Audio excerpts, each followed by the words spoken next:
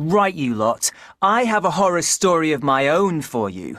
It won't be as good as Ian's, of course. Of course it won't, Max. But anyway, let's hear it. Fantastic.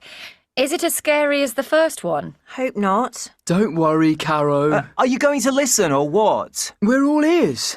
I hope it isn't true. Shush, Caro.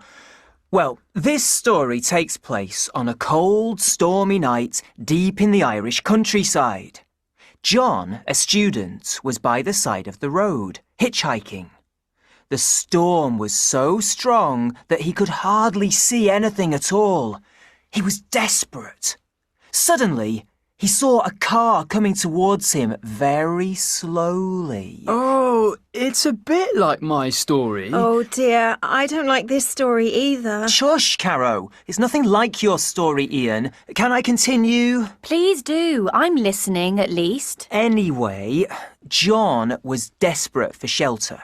So, without thinking about it, he jumped into the car, only to realise that there was nobody behind the wheel. Then, the car started moving slowly off. The rain was lashing down and the storm was howling. John tried the door handle, but it wouldn't open. He began to panic. Good grief. The car started to pick up a little speed.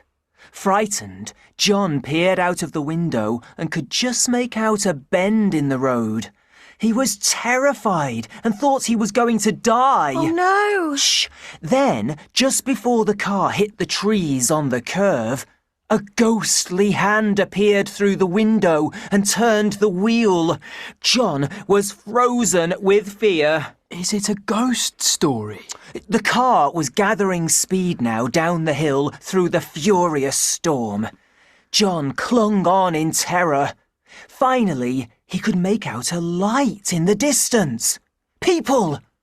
Gathering all his strength, he pushed the car door open, fell out into the night, and ran for his life towards the lights of the pub on the roadside. Phew, thank goodness for that. Shh!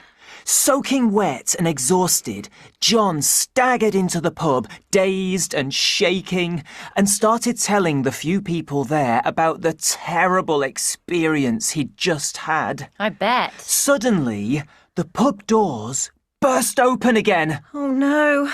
2 men came into the room.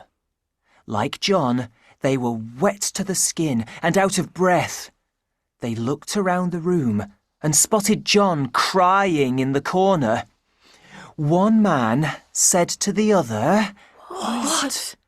He said, "Look, there's that idiot that got into the car while we were pushing it." Brilliant, Max. That's hilarious. You had us on the edge of our seats thinking something horrible was going to happen. Yes, very clever. Now I do like that story. What a relief. Always happy to entertain.